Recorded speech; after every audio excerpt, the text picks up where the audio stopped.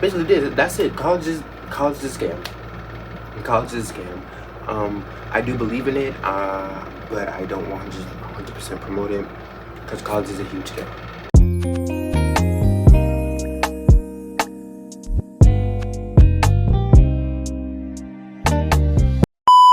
Hey guys, what's up?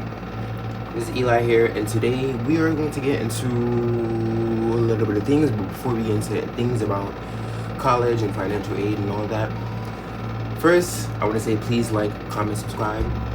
Second, I want to say welcome back. My name is Eli. I make videos concerning music, my thoughts, my opinions, and my outfits. So if you're interested in any of those kind of things, join along for the ride. So I just woke up. I didn't just wake up. I actually washed my face and brushed my teeth. But I look kind of ashy, so I'm gonna put moisturizer on. Wake my skin up. My hair got caught in the rain yesterday, so everything that was just curly yesterday is gone. Oh my god, that really did wake my face up. About to leave to go to the gym, but first, you're about to get something. For those of you who don't know, I go to SUNY Purchase. Here you go. Here's one of my SUNY Purchase merch. I go to SUNY Purchase. SUNY school. I receive financial aid. I receive scholarships. That covers about almost 85 to 90% of my stay there. Pretty much a lot has been circling, and I have like a lot of thoughts and opinions about everything that's been going on with financial aid, from the scholarships to the loans to damn near where college feels like a scam. So college is a scam, it definitely is, to the kind of climate that's going on at Purchase when it comes to the returning sophomores or people who should be returning as sophomores. We're basically gonna get into that. So let's get started. Number one,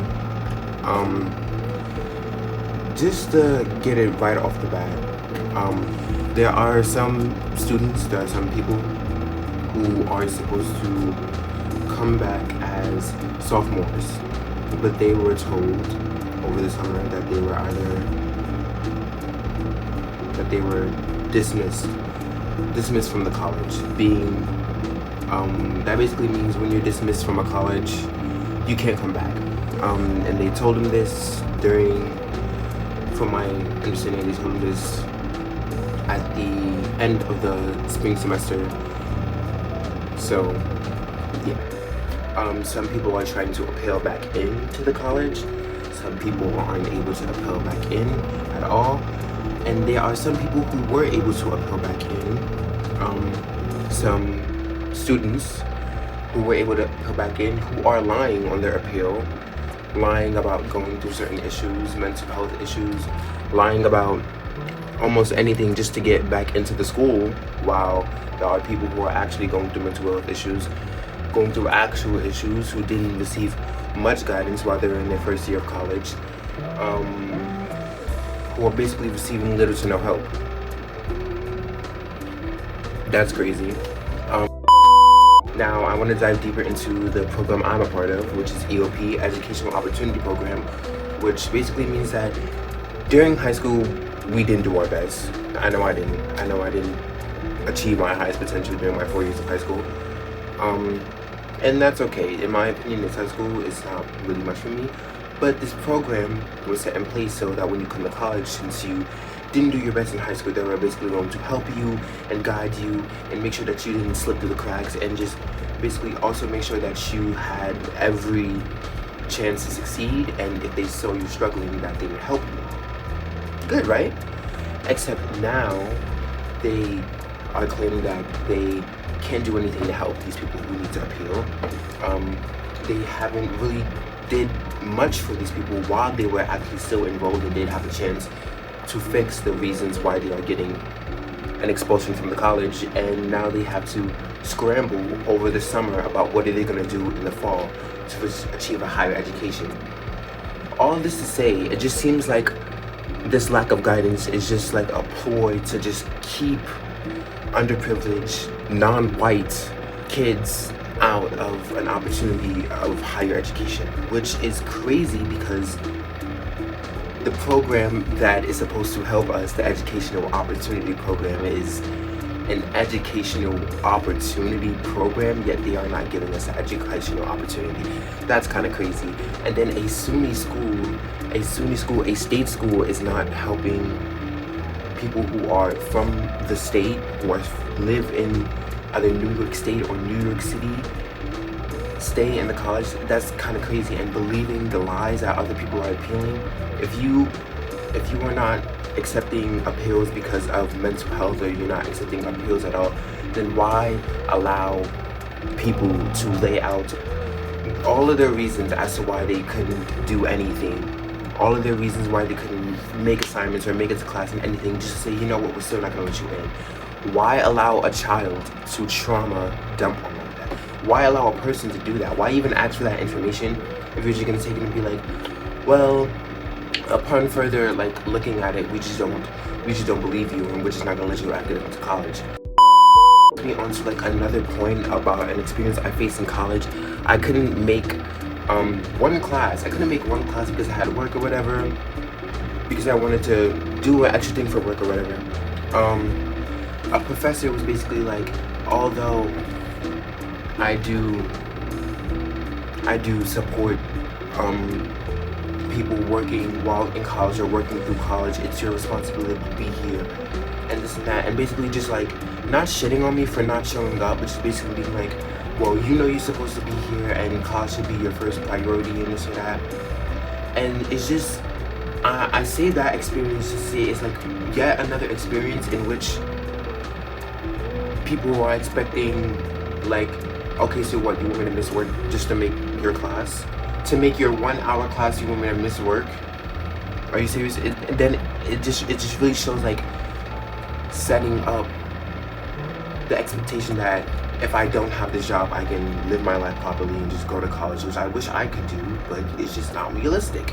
It's probably realistic for a privileged kid who comes from money and just their parents spoon feed the money and everything, but it's just not realistic for a kid who grew up in the city. So there's that. I'm open to having this conversation very publicly and very proudly, because I just don't think that it's fair that people get dismissed from a college that maybe they wanted to choose because of money, or they wanted to choose because of location or whatever, because I know that's definitely my case, and they get dismissed because they don't feel like they were properly supported by the college that they were accepted into. That's not fair. Moving on. Now that we talked about how college is a scam because of the people who are there, the people who are supposed to be supporting you, the people in power, let's talk about how college is a scam when paying for it. So recently in a spring semester, I basically decided not to take one class for my spring semester, because that means as soon as I step on the campus, it's like an expectation I have to pay $300 for a textbook. Now, I know. Maybe that's kind of like super to me just to drop a class because I don't want to spend $300 on a textbook. But who wants to spend $300 on a textbook for a Spanish class? Oh, are you cool? It's like, it's insane. 300, cause in that scenario, right? What if I didn't receive financial aid? What if I didn't receive any scholarships? What if I didn't receive any of that? And I just paid this 10 grand bill, over 10 grand, because our bills are more each semester. I paid about 14 grand just to be here, just to be in the school. And now, after that, I have to instantly, as soon as I'm on campus, spend $300. That doesn't even justify if I'm living on campus or not, or whatever. It's just insane amount of money. Now, that's just a little rant about textbooks. I feel like every college student can sit here and go on a rant about textbooks, financial aid or not. Now let's talk about financial aid.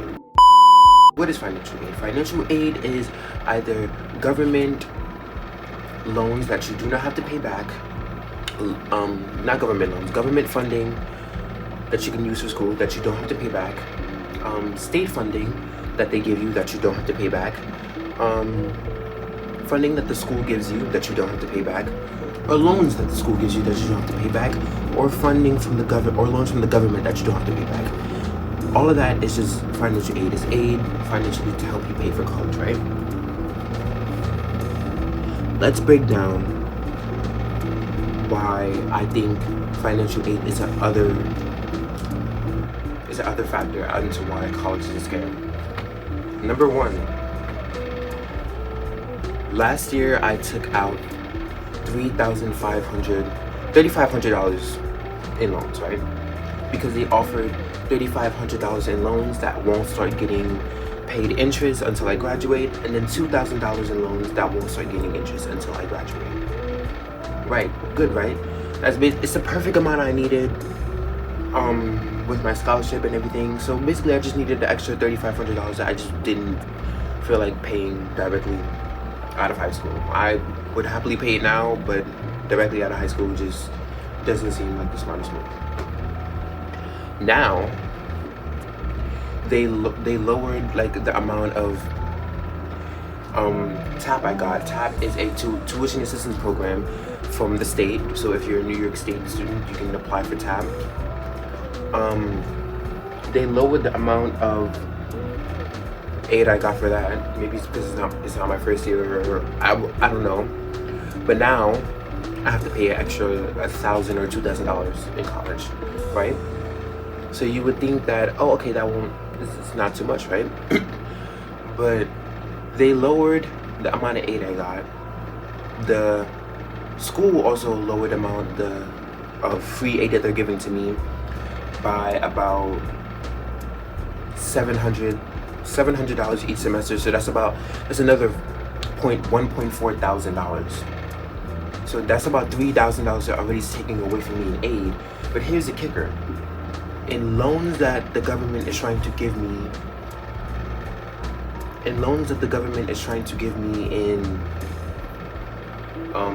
that won't start getting interest until after I graduate, they raised that by $2,000. And in loans that will start getting interest as soon as I start taking it out, they raised the amount of loans that they want to give me by basically $3,000, by basically $4,000-ish. They raised the amount of loans. You see how that's a scam? I don't know if you don't see it, but let me break it down to you. So the state took away almost $2,000 away from me, and now the government wants to offer me $2,000 more in loans. They took away $2,000 of free aid that I don't have to pay them back, so that they can offer me $2,000 more in loans that I do have to pay them back. And then the college took away almost $1K in loans, $1K in aid that I don't have to pay them back, just so the government funding can offer me loans, $1,000 loans that I do have to pay them back. So it's a scam, because if I want to just use my aid and not pay out of pocket immediately right now to pay for my college education for the fall and spring semester, I have to take out loans. But the expectation was that I wouldn't have to take out loans because they would give me the same amount of money. So it's just, and I knew they probably would have lowballed it, but I don't even think it's a lowball that it even changed. It went down drastically. My financial aid went down so much, and there has been no change. There's been no change. It's not even, I work a job now. I worked 2 jobs while I was in high school. My mom still works the same job. Still the same amount of siblings. There has nothing that has changed in my home income and my personal income that would warrant change in financial aid. And like, I feel like it's just so many roadblocks to keep higher education away from us. It's things like this that just hit us and hit us and hit us. And it's really unfortunate because I'm willing to, you know, shoot through the adversities and use every opportunity and use every source that has been given to me, God willingly. I always have to praise God for the resources that are around me and my family that we could use. But what if this was a student who his only way out was college, right? That he felt like this was his saving grace, and now there are just so many roadblocks that the school, that government funding, that financial aid is throwing at him. Unfortunately, it is a part of adulting, yeah, but it shouldn't be that hard. It shouldn't be that hard. It shouldn't be so many roadblocks, so many empty promises, so much lack of support from somewhere we're choosing to go. And to be honest, we're still using so much money to move into our dorms, so much money to commute, so much money to eat, sleep, live, and breathe on that campus. It's not just because even if we're not using our financial aid, even if we get all the financial aid in the world, we still have to pay to be there. Like, if that makes sense, we still have to. There's so many out of tuition expenses for college. Like, even when you first apply to your college, especially as soon as you purchase, they give you like an index, like of which you should be expecting to pay in tuition and which you should be expecting to pay out of pocket tuition, all of that. And within that index, it's crazy the amount of money that they expect us, or they think that we are going to spend every single year. And we almost do spend that. We almost do spend that, almost, if not more. Think about everything that you need to live in your room, in your house. You have to cover those expenses when you're out of the state, when you're away, when you're basically alone, which is another fear in college. But that's not what we're here to talk about today. We were just here to cover the bases on how college is a scam, how college basically did. That's it. College is a scam. College is a scam. I do believe in it, but I don't want to just 100% promote it, because college is a huge scam. Basically, that's it. At least that's my experience in how college is a scam. People can take it as they may. If people need any support, like I said, with the appeals, people need any support on them getting dismissed if we can't return back to their college of choice. Please talk about it. Let's have the open discussion about it. And if people are experiencing any other setbacks with financial aid, please, let's talk about it. Let's have an open discussion about it. And with that being said, I hope you enjoyed today's video. I know we're a little different than the videos I regularly post, than the content I regularly post. Nothing music related, it was nothing fashion related, it was nothing outfit related, it was nothing related to anything I've ever done before. This was literally one of the first videos where I just had to sit here in front of a camera and talk. And honestly, I'm sick of talking. But I feel like it needed to be said, definitely, on a platform that's not that big. I'm not that big of anything. But even if it just starts a thread in which people can talk about their setbacks with financial aid, and their setbacks with appeals, and their setbacks with their dismissals, and their setbacks with trying to go back into college, and their setbacks to even if everything did work out for you and you're just having any setbacks going to college, I feel like it's an open conversation that needs to be had. This generation shouldn't be accepting to college culture and college scam culture. Honestly, no generation should have been. And I know there are some generations who gotta eat fucking ramen noodles for all 4 years. You shouldn't be poor and struggling just to get an education. That makes no sense. But with that being said, I hope you enjoyed this video. I hope you can start a conversation with it. I hope you can comment on it. And I hope you can like and subscribe and come back for a next video. Maybe we can do more videos like this where we can start opening threads to other serious issues that are happening around. And as always, be safe, be good people, and I'll see you in the next one. Bye.